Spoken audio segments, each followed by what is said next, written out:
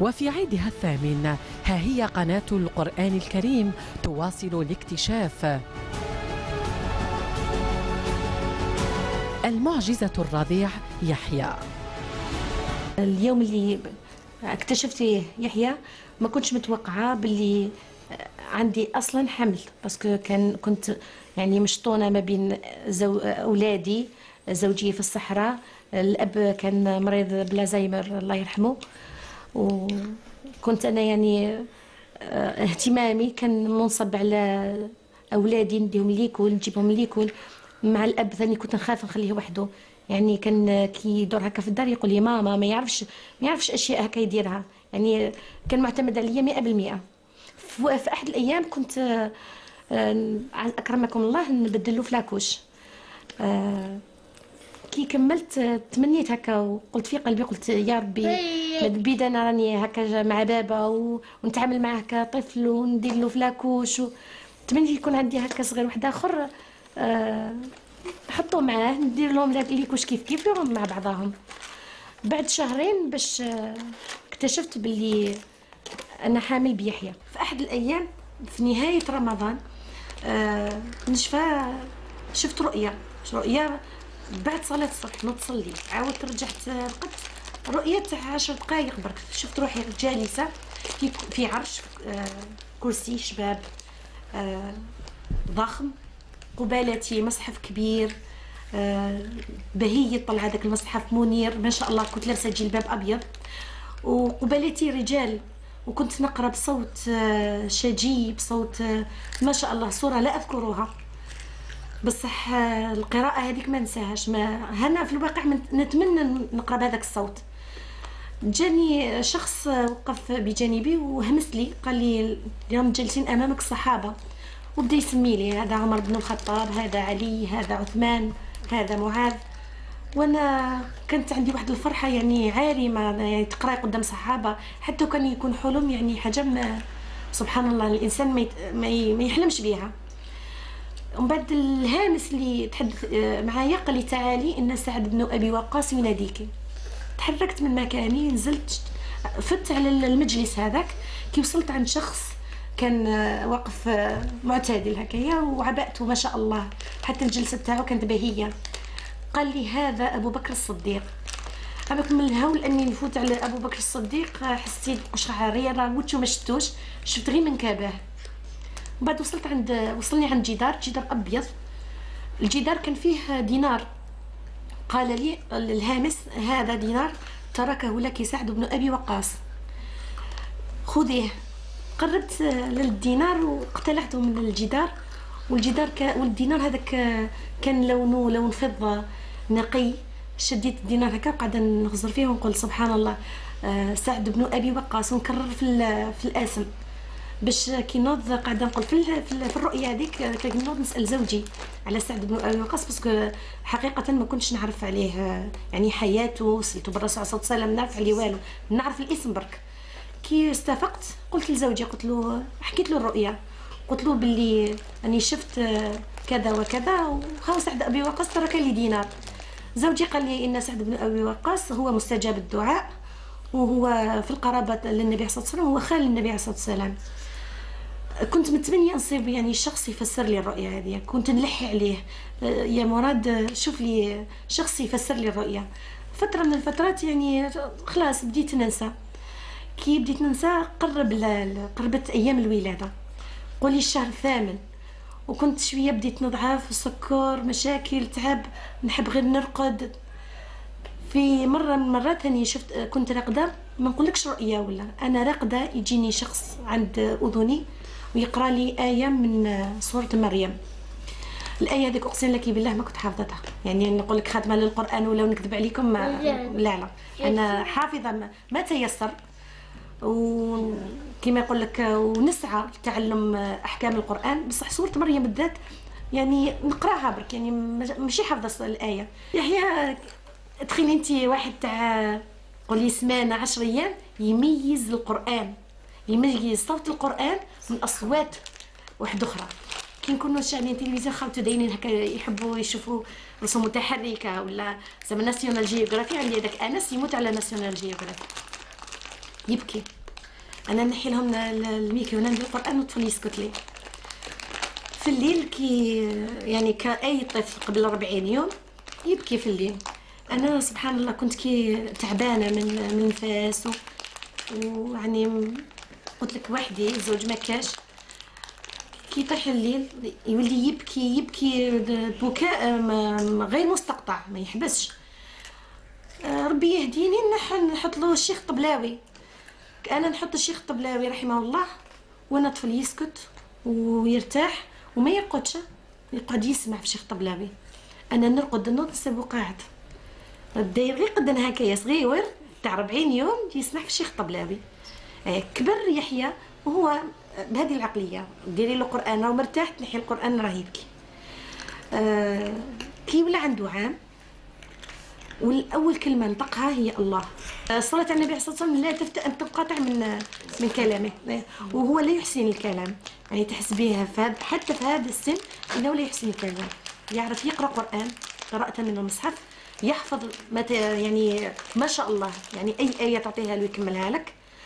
والكلام هكا باش زعما يطلب اشياء ولا ما عندوش هذيك كيما نقولوا حنا اللغويات الدارجه تاعنا ولا لغويات فصحى. اي ما كان تكون في الله ولا ايه يقراها لك.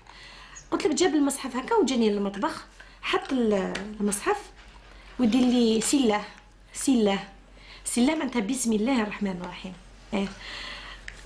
نحبس شغلي ونقعد معاه في الارض، هو يتصفح ويدير لي سله بصبعه في الايات. انا وني حاط صبعه نقرا له الايه هذيك، يقعد يتصفح قول لي قرابه ساعه. يغلق المصحف يدير لي صدق الله، يعني خلاص انتهى الامر، كملت. يرفد المصحف يحطه ويروح.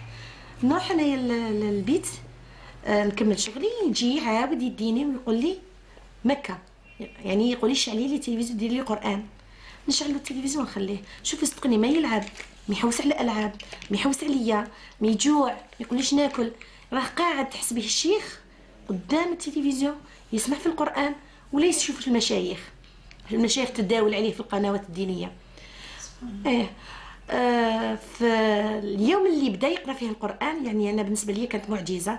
علاه؟ باسكو ما قراش اي سوره ولا اي ايه ولا زعما اختار هكا صوره معينه، كان يتصفح القران ومواقع السجود يحط صبعه يقول لي سجدوا.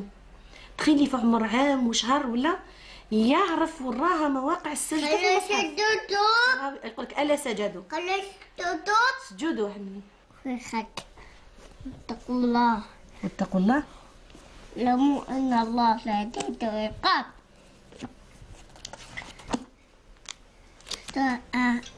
إيمان سورة آل عمران. تلك النسيم. بسم الله الرحمن الرحيم.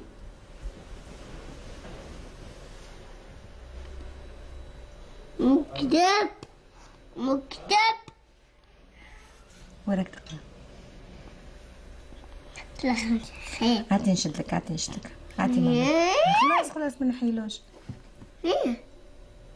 إن الله لا يفعل ولا في السماء. إن الله لا يخفى عليه شيء في الأرض ولا في السماء. والذي سويته خمين كيف يشاء. بارك الله فيك. كيف يشاء. لا إله هو عزيز حكيم. هو عزيز الحكيم. هو نشد بالإبن المصحف. هو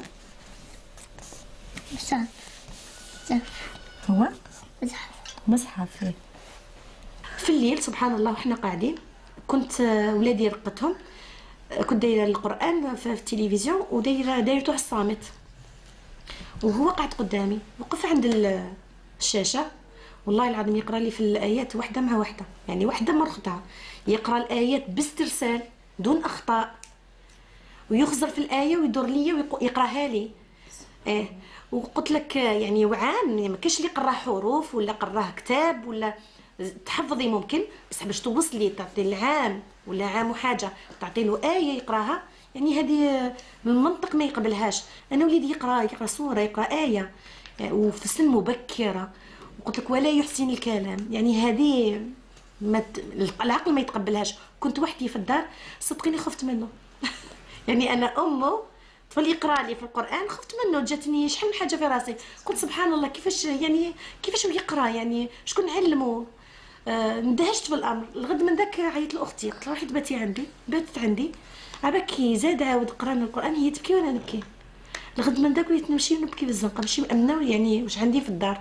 وتقول شكون انا باش اكرم بهذا، يعني ما رانيش يعني وحده نقول لك صوامه قوامه. انا امراه عاديه كاي امراه، عندي اولاد، عندي اعباء منزليه، عندي نصلي كيما الناس اكيد، بصح ما رانيش يعني وصلت في القمه يعني من الايمان باش نقول خلاص اني يعني ربي كرمني بهذا الصغير. صدقيني نشوف انا احتقر نفسي كي نشوفه، نقول سبحان الله كيفاش يعني بالك مش عارفه، بالك العمل هذاك اللي خدمته مع بابا اللي وصلني لهذا الامر، والعلم لله. وصلت قلت لك نمشي في الزنقه ونبكي، وليت نقول اسكن نكشفوا ولا لا، اسكن نقدر نقول للناس بلي عندي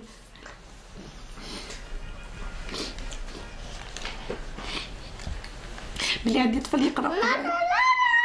معلوم كتمت الامر، خفت كأم، خاف على وليدي، خفت عليه العين، خفت عليه شحال حاجه. بعد قعدت مع نفسي قلت علو عسى ربي داروا آية باش أنا نوصلها للناس. خفت نكتبها ربي يحاسبني عليها. سورة الفرقان. تبارك الذي نزل الفرقان على عبده يكون العالمين نذيرا الذي له ما في السماوات في الأرض ولم يتخذ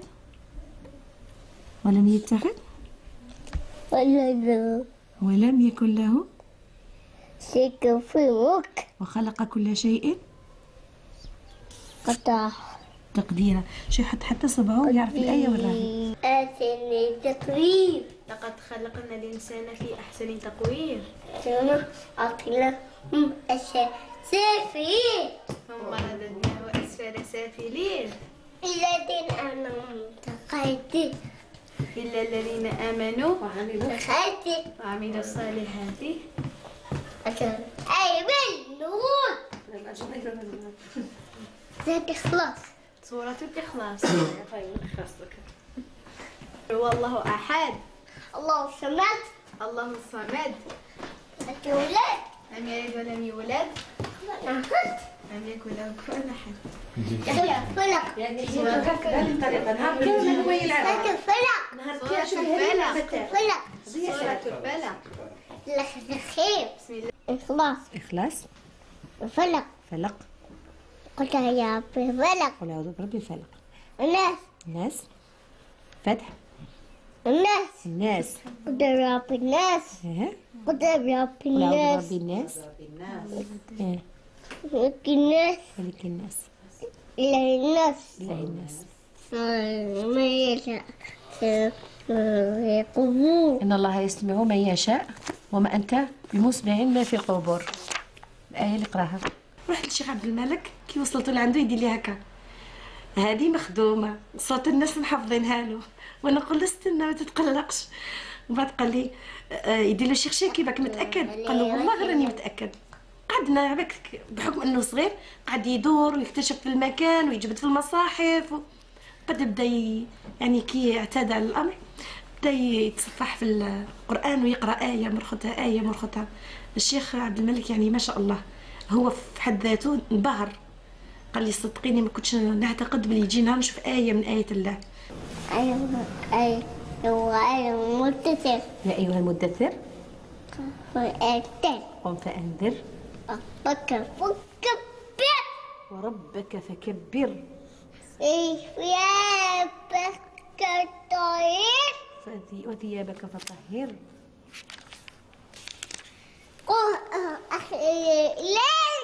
قل أوحي إلي أنه استمع نفر من الجن فقالوا إنا سمعنا قرآنا عربيا عجبا. يوسف يوسف عاوز عليها تين تين ليه؟ كيصفى منا هنا يحيى. أسيلي. تين. تين. تين. أسيلي. ها؟ أسيلي. ما فهمتكش. لك صدرك. أنا بنشرح لك صدرك. أنا كوزرك. رفعنا لك وزرك. أفلق. الفلق. قد يفلق. هذا الغلام الصغير 2 و4 أشهر آية من آيات الله. لما أخبرني الشيخ شكيب قال لي يا شيخ هناك طفل 2 يحفظ القرآن، لم أصدق أولا لولا أني رأيت بأم عيني. هذا الطفل إذا قرأت له الآية يكملها، سواء كانت في سورة المائدة أو في سورة الأنعام أو في سورة الأعراف، يكملها كأنما يحفظها. إذا أعطيته المصحف فيضع أصبعه في الكلمة ويقرأها صحيحة وهو لا يعرف الحروف، يقرأ السورة باسمها يكملها تماما. وإذا أعطيته كتابا ليس كتاب قرآن فتحه ولا يقرأ منه إلا ما كان قرآنا أو حديث، لا يقرأ منه إلا ما كان قرآنا أو حديث. هذا طفل عنده ليس 5 أصابع إنما عنده 6 أصابع، الأصبع السادس على شكل كلمة الله.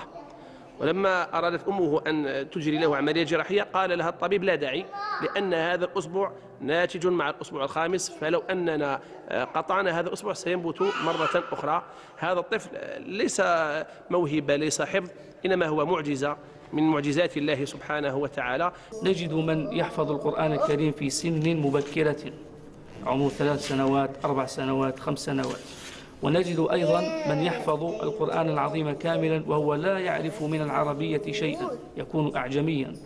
ونجد أيضا من يحفظ القرآن العظيم في سن يعني كبيرة، يعني بعدما يبلغ بنا العمر يعني مبلغا كبيرا 80 سنة 90 سنة أو أقل من ذلك قليلا، لكن لم نجد من يحفظ القرآن. كل هؤلاء الذين ذكرت يحفظونه بطريقة التلقين، إما أن تنعدم له وسيلة القراءة فيلقن سماعا ويحفظ، وإما أن يداوم على حلقات فيسمع كثيرا ويحفظ كذلك، لكن أن لا يلقن ثم هكذا بعد عام من ولادته كما حدثتنا أمه أو عام ونصف يقرأ القرآن من حفظه، هذا شيء عجيب. الله عز وجل أراده لهذا الصبي، نسأل الله عز وجل أن يجعله مباركا على هذه الأمة. هوادي إنسان طيب، ثاني استقبلنا في القناة بطريقة يعني ما شاء الله، تحسنا رانا في داره، أكرمنا ربي يكرمه إن شاء الله. وقال لي نفتح المجال للصبي هذا باش الأمة الإسلامية كلها والعالم الإسلامي يشوف هذه الآية اللي ربي كرمنا بها هنا في الجزائر، كرمنا بها باش القناة هذه تصوروا وتعطي له حقه كآية من آيات الله. والسماء رفعها ووضع ألا تطغوا وأقيموا الوزن بالقسط ولا تخسروا والأرض وضعها للأنام والأرض وضعها. شو يحيى يا يحيى خذ راحت الآية، ريح ها شوف خذ الكتاب وآتيناه الحكم وحنانا من لدنا وزكاة وكان تقيا. يا يحيى خذ الكتاب بقوة.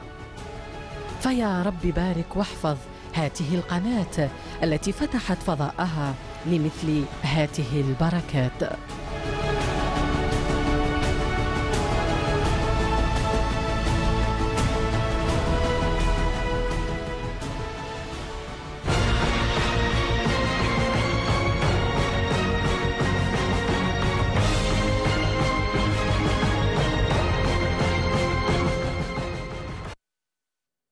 لا حول ولا قوة